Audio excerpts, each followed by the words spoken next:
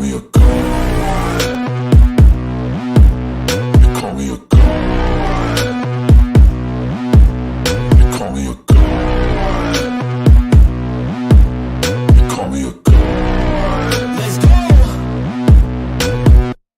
I'm about to go off like a weapon. Fuel to the top, got it filled up.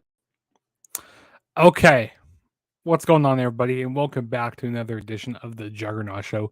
This is my second video of the day. Earlier, I did my Money in the Bank 2023 prediction video. Now, I'm here to do my AEW and New Japan Forbidden Door presents. AEW and New Japan presents Forbidden Door for 2023. So, AEW New Japan Forbidden Door was on pay-per-view this past Sunday, which was June 20, I believe it was the 25th. Yeah, June 25th.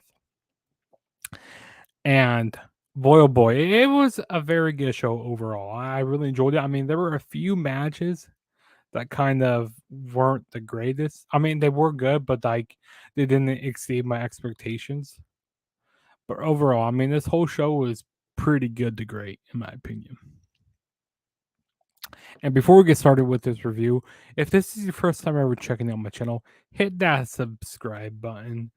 Hit the like button, and also turn on the notification bell to be notified every time I make a new video. And also, don't forget to share this video as well. Go share it with your friends, your family, your anybody who likes wrestling. Go definitely share this video. But let's quit wasting time because I'm not trying to make this a really long review.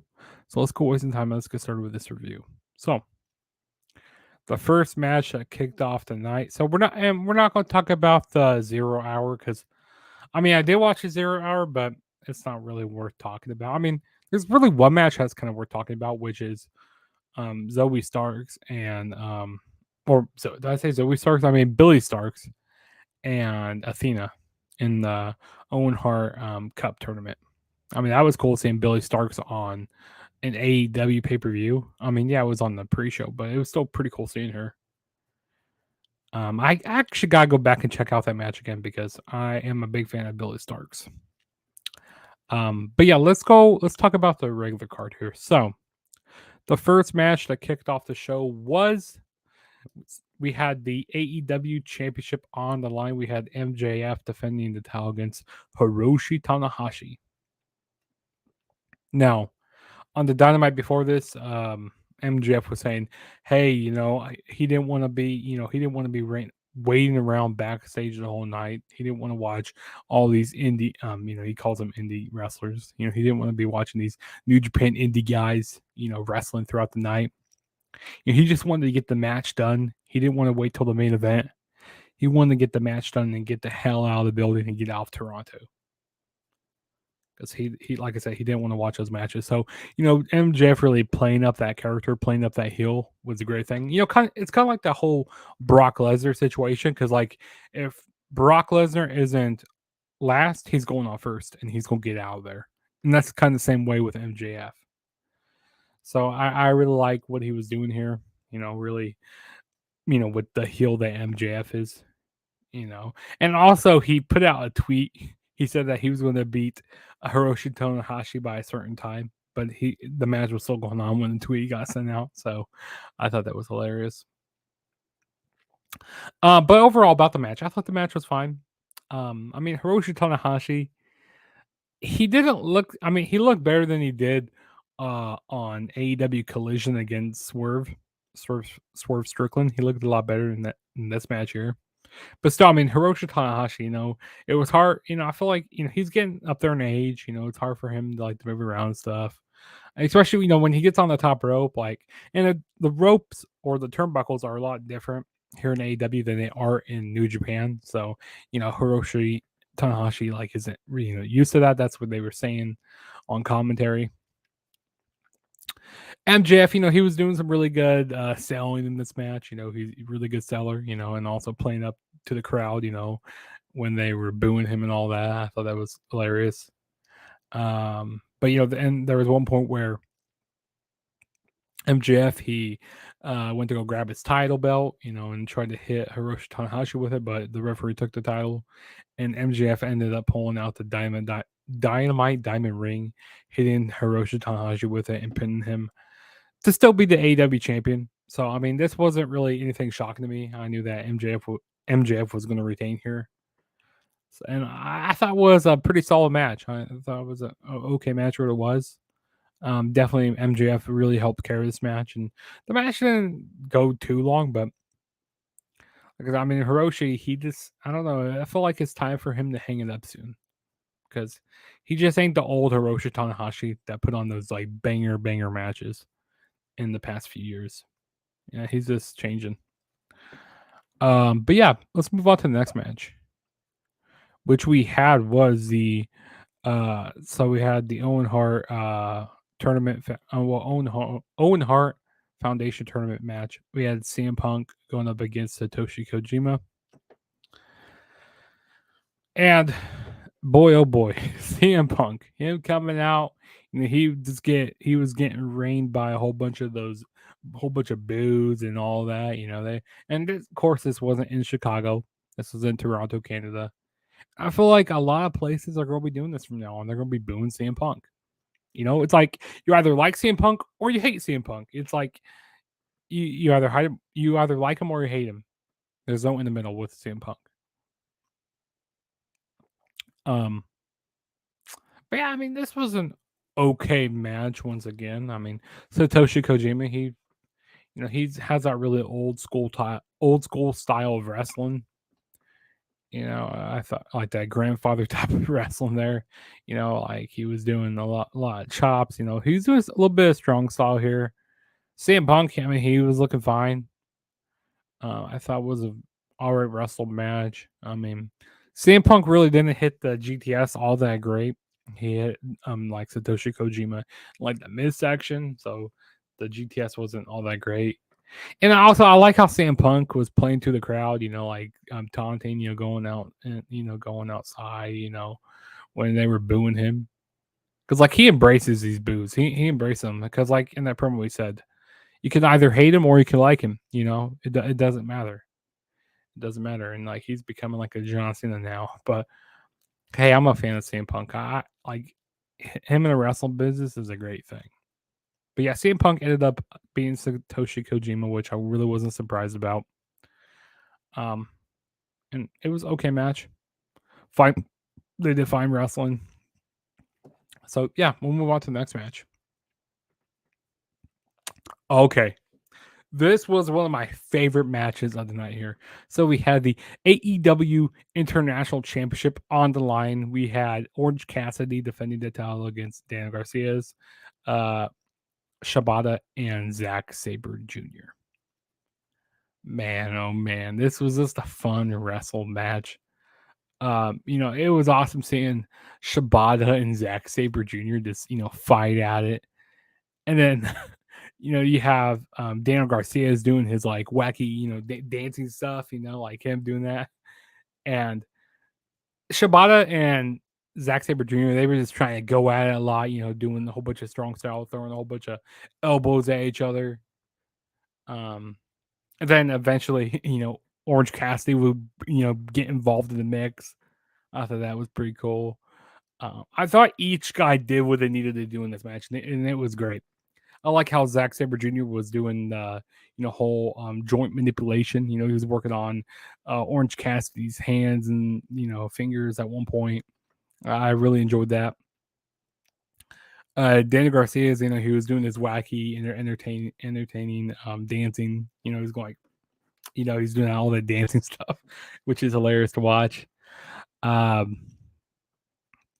the end came when I believe it was Daniel Garcia. Yeah, Daniel Garcia's got pinned when Shibata he hit his running knee, his running PK, his penalty kick. He did that, and then Orange Cassidy rolled Daniel Garcia's into a crucifix pin.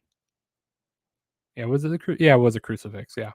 So I mean, all guys were working great together. Fun match. I would love to see Shibata and Zack Sabre Jr. just have like a one-on-one match. Like I would definitely love to see that. But man, this was one of my favorite matches of the night. A great 4-way match. Like if you haven't watched this pay-per-view, I definitely recommend checking this match out. Because boy, so much action. It was just a fun wrestle match, like I said. So we will move on to the next match,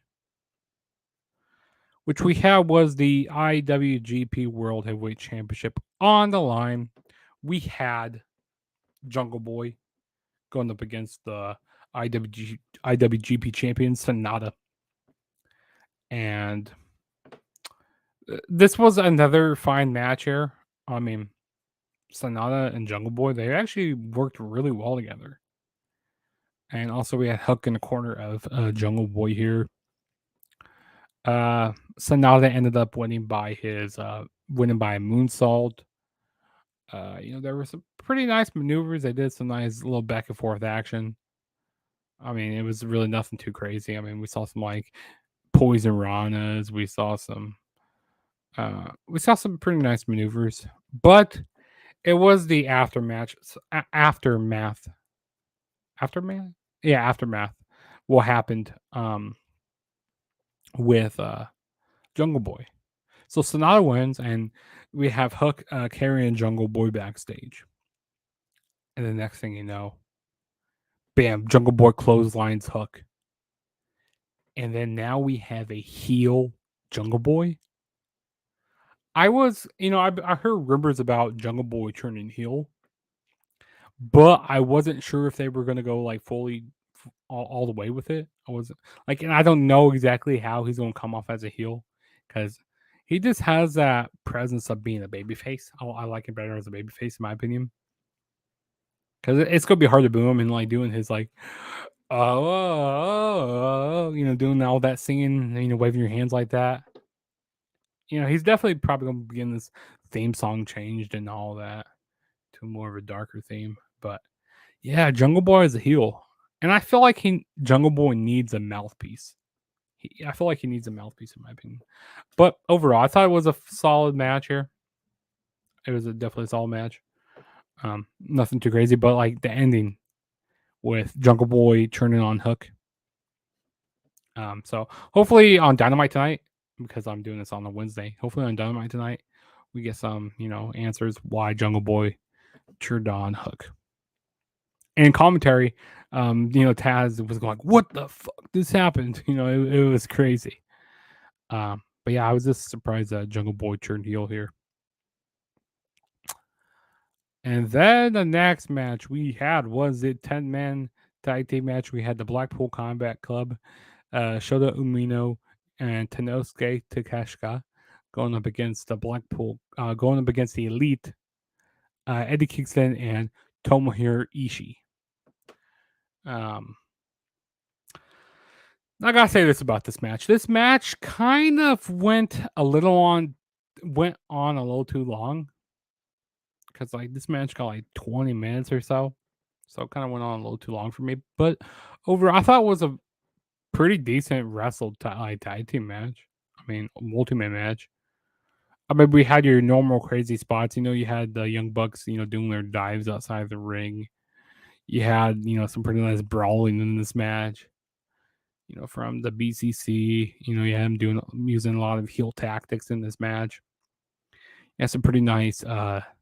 I liked when Eddie Kingston and Claudio were going out. They were doing some strong style with each other.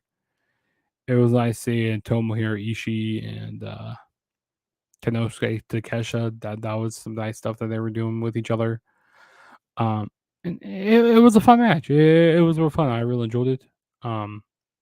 Just the thing, this match went on too long for me. Because I felt like this match was like 30 minutes, but no, it was only 20 minutes, which it felt really long to me. But I mean, it was fine for what it was. He had some nice spots in this match. And the Elite ended up winning the match. Ishii did his like brain buster, and then he did his like sliding like lariat. And it was definitely fine for what it was. They ended up pinning not Claudio. It was Wheeler Yuta who ended up getting pinned in the match. But yeah, fun match here. And then the next match, was we had the AEW Women's Championship on the line. We had Toni Storm defending the title against Willow Nightingale, and in the corner of Toni Storm, we had Saraya and Ruby Soho. This match, I don't feel like a lot of people cared about this match as much. I mean, both women were good in this match, but you just knew that Toni Storm wasn't going to be losing the title here. I mean, a lot of these matches on this card or show was predictable. You just knew that certain people were going to win. And this right here, you knew that Toni Storm wasn't going to be losing the title. I mean, they did some a little bit of nice, strong style with each other, nice forearms and stuff like that with each other. It was okay. There was one point where Willow busted up Tony's nose, which I feel like it seems like in a lot of her matches, her nose gets busted up, and she even told that these women need to quit breaking Tony's nose, or maybe Tony's not working safe. I don't know. Of course, we had Saraya and Ruby. They tried to get involved a lot through the match. There was one point where they slid in or they tried throwing in the spray paint, but the ref ejected both of those women from ringside. And, of course, Tony did some cheating. She ended up poking Willow in the eyes and then hitting the Storm Zero to end up retaining her AW Women's Championship. So, it was okay for what it was. I just don't think a lot of people cared about this match because you kind of knew the results, what was going to happen. But, yeah. Okay. Oh, buddy. Here we go. This match right here. Kenny Omega and Will Ospreay. I had to watch this match back twice. This match was chef's kiss. Amazing. I loved it. Man, oh man. Well, I mean, where do I start at? So, I mean, first, they had that first match back at Wrestle Kingdom, which was a great match. I like how they're going to up that match here, but they definitely upped the stakes here. This match was so fun. And this was for the IWGP United States Heavyweight Championship. And boy, like I'm not going to go over every spot that happened because there's so many spots in this match. But I'm going to go for a majority of big spots. I like Will Ospreay. He did this nice shooting star press when Kenny Omega he was leaned on, like he was like draped over the ropes. I thought that was a nice spot in match. I like seeing Kenny Omega ram Will Ospreay's head into the like announce table, kind of shades of what happened at was it Kenny Omega? Or no, sorry, it was Will Ospreay. Will Ospreay was jamming Kenny Omega's head into the announce table, like the hood of the announce table. I thought that was pretty cool. Kind of what happened at Wrestle Kingdom when Will Ospreay got his head put through a table. Like there was like a hole through the table, like, and he got his head literally put through it. So Will Ospreay trying to get his revenge here. They even broke the hood of the table. So that was pretty nice. I like the Os cutter on the apron. That was nice that Will Ospreay did. And then we even saw Kenny Omega ramming Will Ospreay's head into the steel steps. That would look like a pretty dangerous spot. Just kept ramming his head. Kind of like I said, shades of what's getting the door. I mean, not the door. Sorry, the table into your head. And then Kenny Omega ended up turning the stairs sideways, and then they both were on the stairs, and Kenny Omega did the DDT on the steel steps sideways. And both guys at this point, they were gushing out blood. They were bleeding like crazy. It was crazy, man. Nuts. And there was one point where Will Ospreay had Kenny Omega's blood on him, and he licked Omega's blood. Like, that was this, and the fans start chanting, "You sick fuck! You sick fuck!" And also you gotta talk about. I gotta talk about When Will Ospreay he grabbed that person's Canadian flag and put it between his ass crack and started, rubbing it on his booty and all that, and then uh he put the Canadian flag in his mouth and started mocking all the Canadians. The heel that Will Ospreay is, that definitely gets you a lot of hate. People were flipping him off, people were hating him. Crazy, crazy, crazy spot right there. What else? You had a lot of V triggers. You had a lot of Snapdragon German suplexes. You even had Ospreay hitting some V triggers as well, taking some moves from Kenny Omega. I mean, I gotta talk about when Will Ospreay hit Kenny Omega's one winged angel, and then Omega just kicks out at one. Like he basically no sells the finish there, which was crazy. We even had Don Callis there come out help out Will Ospreay. They used that screwdriver, and Will Ospreay used a screwdriver on Kenny Omega. And then Will Ospreay, then he tried going for the hidden blade, but Omega ended up kicking out of that. I got like, what is it going to take to beat Omega? There was one spot in the match that looked like really dangerous. That was not that good. It was a Tiger Driver 91, I believe. Yeah, people were talking about that like crazy. Like the way Omega's hit his head, the way Kenny Omega hit his head on the mat, I thought he broke his neck. I thought he snapped his neck there. That was a crazy spot. I like the ripcord elbow that Will Ospreay did. That was a pretty nice spot in the match. What else was good? You even saw, the Storm Zero. Is it the Storm Zero? It's something like that, or it's the Stormbreaker. That's what it's called. Yeah, Will Ospreay hit that, ended up beating Kenny Omega for the IWGP US title.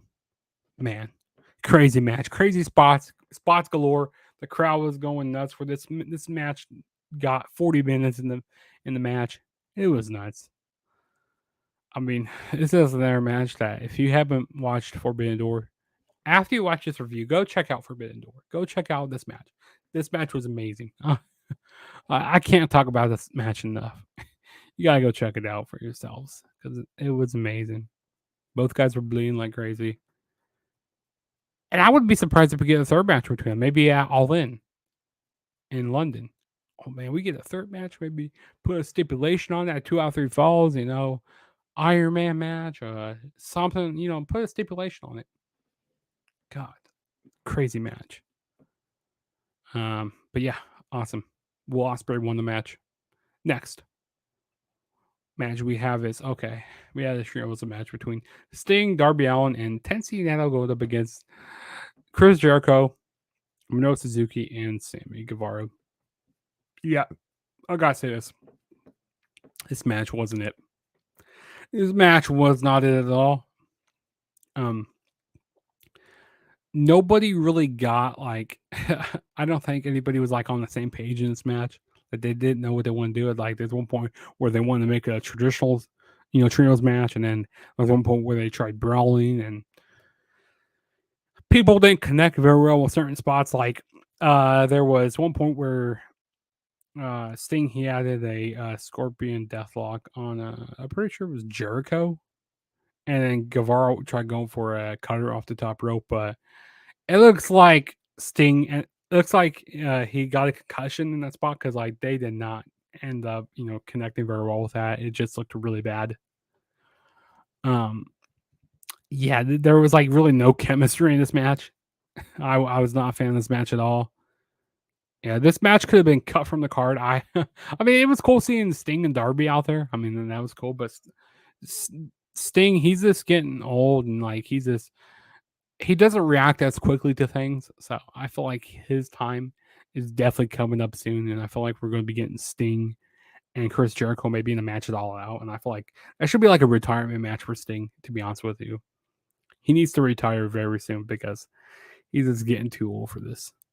And I don't want to see Sting get seriously hurt. And I agree with living big with Big Reg. I agree with you. It's time for Sting and Jericho to retire. Yes, it's time for them to get on out. Like it's time. They had their time, and they need to they need to be done. And I feel like they're gonna have like a retirement match against each other, both of them. But yeah, this match was not it. This match is so skippable. Like I don't recommend check this match out at all. And then we got the main event, a dream match in the making here. We have Brian Danielson going up against Kazuchika Okada. And going into this pay per view, I was like, man, this is gonna be the best match tonight. I'm so excited for it. I'm happy this is the main event. I mean, there was some unfortunate circumstances that kind of went down like at the last like 10 minutes of the match. But prior to the last few minutes of the match was fine. I mean, we had some really nice technical wrestling in the match. You had some pretty nice New Japan style type of wrestling. You had some nice like hitting their finishers, doing some, hitting some nice comebacks and doing some nice strong style with each other. I mean, the match was fine until Okada, he went for a elbow drop off the top rope. And he landed it on Danielson, but Danielson ended up dislocating his arm, or like tearing his arm or something. Yeah, dislocated his arm. So later on they had to pop it back in place and stuff. Or yeah, because it showed him in a sling on the media scrum. So yeah, Danielson, but he kept on fighting. That's the warrior that Brian Danielson is. But Danielson had Okada in a submission, and Okada just ended up like tapping out, which to me that was kind of an anticlimactic ending to this match. Like I wasn't a big fan of like how the match ended. Like this match was good, it was like so good, and then it just ends like that by that submission. Like I was expecting so much more of these guys, but like I said, it's because of that injury. I feel like they would have went a little longer if that injury didn't happen in the match. I mean, but the match was alright for what it was. It's just the ending. It was like you're watching the movie, okay, and you just you just get left on a cliffhanger. Like what? You wanted more. Like you want to be satisfied, but I was not satisfied with this ending. Like if the show ended with Omega and Osprey, I would have been completely fine with, to be honest. If I knew that there's gonna be like an injury in this match here, I would have been completely fine with. But yeah, Danielson ended up winning, which I was surprised. I thought Okada was gonna win because there was a lot of AEW guys who won throughout the night. But I mean, it was cool that Danielson won here. I'm a big Brian Danielson fan. But yeah, that was AEW New Japan Forbidden Door. Overall, I thought it was a very solid show. I mean, there were some matches that were kind of letdowns. I mean, you kind of had to expect that a little bit with this, because not every match was going to be a 5-star match. Not every match was going to be that way. And there were some that I kind of had there was a little too much hyped up. But overall, I mean, this was a very solid show. Now, the best match of the night, like I said, was definitely Will Ospreay and Kenny Omega. This is their second match. That match was amazing. The spots that they were doing, and I put that match of the year right now for me. That is match of the. Oh, it's up there. It's probably in my top 10 matches of the year. It's like, or maybe top 5. I'll put that top 5 matches of the year overall. Great. That was a great match. Fun show. Definitely recommend checking out Forbidden Door. It's nice when AEW and New Japan they do this joint show each year. But yeah, that's my review, guys. If this is you guys' first time ever checking out my channel, hit that subscribe button. That really helped me out a lot. I am on the road to 650 subscribers, so definitely share the video. Get me notice out there more. Also, hit the like button to help out the YouTube algorithm. Also, don't forget to follow me on all my social media platforms. Go follow me on Twitter and Instagram at TheTrueJSB. Go follow me on Twitter at TheTrueJSB. Yeah, go follow me on Twitter at TheTrueJSB. As well as turn on the notification bell to be notified every time I make a new video. And yeah, this was definitely a solid show. I really enjoyed it, and yes, and my dad's trying to be sneaky up here, but he ain't doing that. He ain't being sneaky right now. But yeah, overall, it was definitely a fun show.